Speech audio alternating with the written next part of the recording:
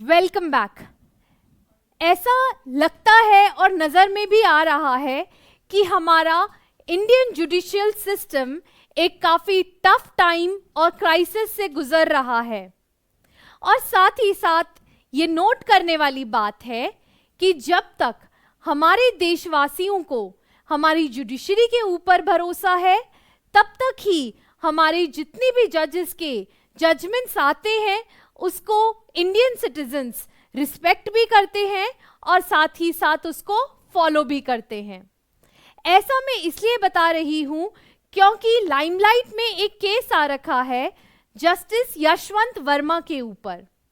ये दिल्ली के second senior most जज हैं जिनके ऊपर एक बहुत बड़ा क्वेश्चन रेज हुआ है और इसकी वजह से जुडिशरी की अकाउंटेबिलिटी, ट्रांसपेरेंसी के ऊपर भी क्वेश्चन उठा है। तो डिस्कस करते हैं डिटेल में कि इनके बारे में क्या चर्चा चल रही है पूरे देश में। तो जस्टिस यशवंत वर्मा जो कि सेकंड मोस्ट सीनियर जज हैं दिल्ली हाई कोर्ट के, उनके ऊपर आरोप लगा है कि उनके ऑफिशियल रेजिडेंस में कुछ लार्ज अमाउंट का अनअकाउंटेड कैश मिला है और इसकी वजह से ऑनरेबल सुप्रीम कोर्ट ने एक कोलिजियम बनाया है उनकी जुडिशियल अकाउंटेबिलिटी और इंटीग्रिटी को टेस्ट करने के लिए।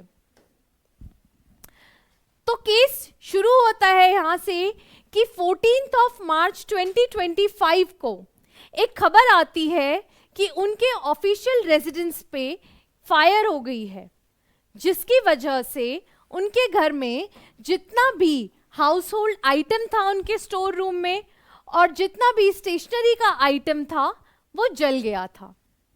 उसके बाद जब फायर एक्सटिंग्विशर्स वहां पे आए तो उन्होंने आग को बुझाया और साथ ही साथ ये डिस्कवर करा कि उनके घर पे एक सिग्निफाइड अमाउंट ऑफ कैश था जब वो इस फायर फाइटिंग ऑपरेशन को कर रहे थे।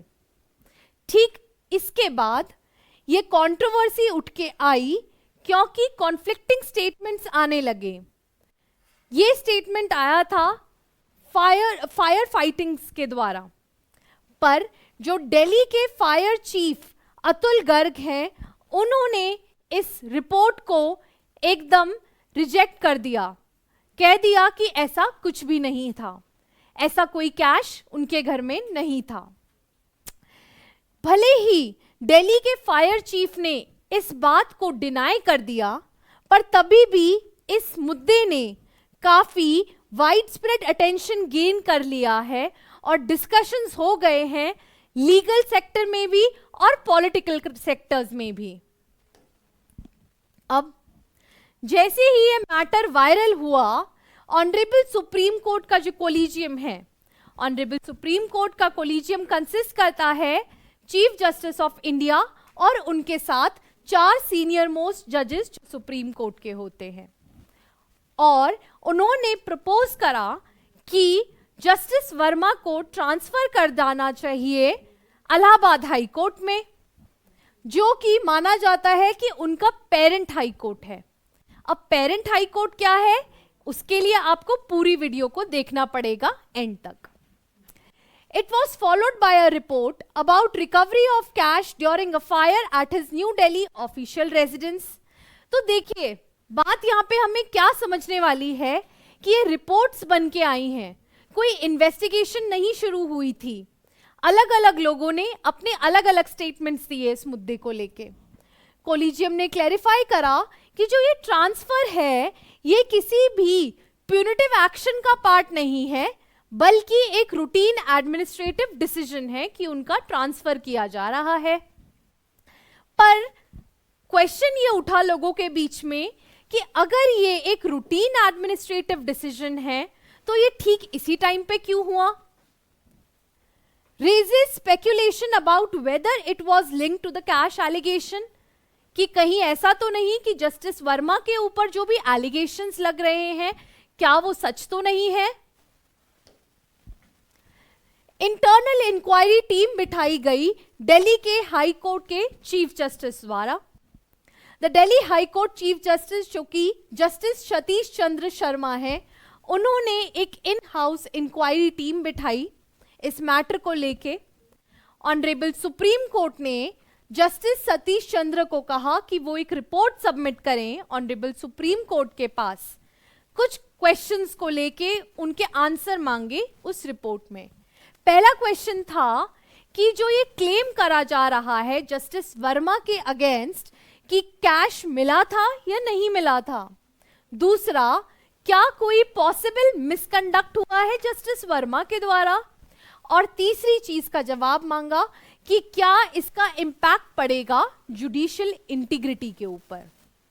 This in house inquiry was done ये जानने के लिए कि क्या फर्दर एक्शन उनके अगेंस्ट लेना चाहिए ताकि उनका इम्पीचमेंट हो सके।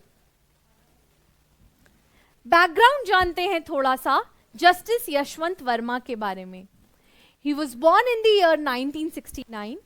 उन्होंने अपना graduation Hansraj college Delhi university से करा और अपनी LLB करी रेवा यूनिवर्सिटी महाराष्ट्र मध्य प्रदेश से। उन्होंने अपने आप को एज एन एडवोकेट एनरोल करा इन द ईयर 1992 और वो मेनली इन्वॉल्व थे in the field of constitutional law, taxation law, corporate law और इंडस्ट्रियल डिस्प्यूट्स में, और ये अपनी प्रैक्टिस करते थे इलाहाबाद हाई कोर्ट में। साथ ही साथ ही has served as a special counsel for the Allahabad high court and the chief standing counsel for the Uttar Pradesh. तो मैंने आपको जो ये बताया था कि हिज पेरेंट हाई कोर्ट, ये इस वजह से बताया था। जब उन्होंने ये दोनों पोस्ट में अपने आप को सर्व कर लिया था, उनका एलिवेशन हो गया था एज एन एडिशनल जज in the Allahabad high court in the year 2014 और फाइनली वो परमानेंट जज बन गए थे इन द ईयर 2016 और उसके बाद उनको दिल्ली हाई कोर्ट ट्रांसफर कर दिया गया था इन द ईयर 2021। अब जो ये डिसीजन आ रहा है उनके अगेंस्ट, करप्शन का चार्ज लग रहा है या फिर उनके ऊपर इतनी इंक्वायरी बैठ रही है, इन्वेस्टिगेशन हो रहा है, ऑनरेबल सुप्रीम कोर्ट ने दिल्ली हाई कोर्ट को कह दिया है कि आप लोग रिपोर्ट तैयार कराओ, तो ये सब क्वेश्चन उनके ऊपर उठ क्यों रहे हैं, क्या रीजन है इस चीज का, तो अब हम इसको डिस्कस करते हैं। उनका एक बहुत ही नोटेबल जजमेंट था जस्टिस वर्मा का, जो कि काफी हेडलाइन में आया था। वो ये था कि the then governing party that is the BJP party ने टैक्स असेसमेंट करने को कहा था कांग्रेस पार्टी का फॉर द इयर्स 2014 टू 17 और जब ठीक लोकसभा के इलेक्शंस पास आ गए थे 2024 में, उसी टाइम पे इनकम टैक्स अथॉरिटी को एक गो अहेड मिल गया था एग्जामिन करने के लिए कांग्रेस पार्टी के पास्ट आईटी रिकॉर्ड्स। इसी टाइम पे कांग्रेस पार्टी के आपने सुना भी होगा न्यूज में कि जितने भी अकाउंट्स थे वो उस टाइम पे फ्रीज कर दिए गए थे। सीबीआई ने एक और केस में जस्टिस वर्मा के अगेंस्ट एक कंप्लेंट ली थी, जो कि उनके अगेंस्ट फाइल करी गई थी ओबीसी बैंक द्वारा, ओरिएंटल बैंक ऑफ कॉमर्स के द्वारा। देखते हैं क्या होता है इस केस में। इस केस में कुछ ऐसा हुआ था कि सीबीआई ने एक इंक्वायरी करी थी अगेंस्ट द सिंभौली शुगर, जो कि फाइल हुई थी ओबीसी बैंक द्वारा। बैंक का ये एलिगेशन था कि कंपनी ने 97.85 करोड़ का लोन लिया था, जो कि फार्मर्स के लिए उन्होंने कहा था कि वो ले रहे हैं, बट इंस्टेड उन्होंने इन फंड्स को डाइवर्ट कर दिया था। बाय 2015 सिंभौली शुगर्स को as a fraud, suspected fraud भी डिक्लेयर कर दिया गया था बाय द आरबीआई। सब्सिक्वेंटली क्या हुआ कि सीबीआई ने रजिस्टर करी एक एफआईआर 12 इंडिविजुअल्स के अगेंस्ट, और उनमें से 10वें इंडिविजुअल जो थे वो थे यशवंत वर्मा, और 10th अक्यूज थे, और ये कहा था कि वो एक नॉन एग्जीक्यूटिव डायरेक्टर की पोस्ट में थे उस कंपनी में। Despite the severity of allegation, बाद में क्या हुआ कि इस केस ने इतनी जो लाइमलाइट उस टाइम पे ली थी वो धीरे धीरे फेड अवे होने लगी। हाउएवर कोई प्रोग्रेस होती, ऑनरेबल सुप्रीम कोर्ट ने ओवरटर्न कर दिया था इस डायरेक्टिव को, और जिसकी वजह से इमीडिएट क्लोजर हो गया था सीबीआई की जो प्रिलिमिनरी इंक्वायरी चल रही थी। अब जब ये पूरा मुद्दा उठ के आया और जो भी इनके खिलाफ हमने बातें पढ़ी अभी पिछली स्लाइड में, काफी ज्यादा political as well as legal reaction आने लगे। क्यों आने लगे और किसके द्वारा आने लगे? मैंने जैसे कि आपको बताया कि 2014 और 14 से लेके 17 तक जितने भी कांग्रेस पार्टी के ट्रांजैक्शंस थे उनको इनकम टैक्स अथॉरिटी द्वारा चेक करने के लिए जस्टिस वर्मा ने ही अपनी आगे हामी दी थी और इनकम टैक्स अथॉरिटीज को एक गो अहेड दिया था। तो ठीक कांग्रेस पार्टी ने ये रिएक्शन दिया अपना और ये कहा कि जो कोलिजियम का डिसीजन आया है वो ये काफी नहीं है कि उनका ट्रांसफर सिर्फ दिल्ली हाई कोर्ट से इलाहाबाद हाई कोर्ट में कर दिया जाए। It makes no sense. अगर उनके ऊपर इतना बड़ा आरोप लग रहा है कि उन्होंने कैश बर्न करा है, a thorough investigation is needed to maintain public confidence in the judiciary। क्या इतना बड़ा जो उनके ऊपर आरोप लग रहा है, क्या सिर्फ इतना सा बिना उनका इम्पीचमेंट हुए काफी है कि उनको ट्रांसफर कर दिया जाए? क्या यही जस्टिस के ऊपर फेथ बना रहेगा लोगों का? तो इस वजह से ये उन्होंने एक अपना पॉइंट रखा। The government and judiciary should ensure complete transparency. ये भी एक उनका कहना है इस बात पे कि कंप्लीट ट्रांसपेरेंसी बनी रहनी चाहिए government as well as the judiciary के बीच में। राज्यसभा में भी कुछ इश्यूज रेस हुए। राज्यसभा में कांग्रेस के जो एमपी हैं जयराम रमेश, उन्होंने उनके sought the Rajya Sabha chairman response on judicial accountability. भाई जुडिशरी की क्या जवाबदेही है इस मैटर में, उनसे ये पूछा गया। As regards the impeachment of Justice Verma, chairman said that he had received at least 55 members of राज्य सभा के फेवर में लोग आए हैं और 55 मेंबर्स ने ये कहा है कि उनका इम्पीचमेंट होना चाहिए। Allahabad high court bar association ने भी प्रोटेस्ट करा इस मैटर में। उनका ये कहना है कि जो Allahabad high court bar association है वो जस्टिस वर्मा के ट्रांसफर को क्यों एक्सेप्ट करें? Allahabad high court should not be treated as a dumping ground, कि अगर कुछ भी नहीं मिला, किसी को अगर कुछ सजा नहीं दे पा रहे हैं तो उनको यहां पे लाके ट्रांसफर कर दिया जाए।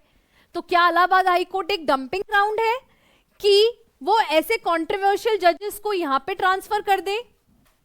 The collegium should reconsider the decision if the transfer is based on the allegation।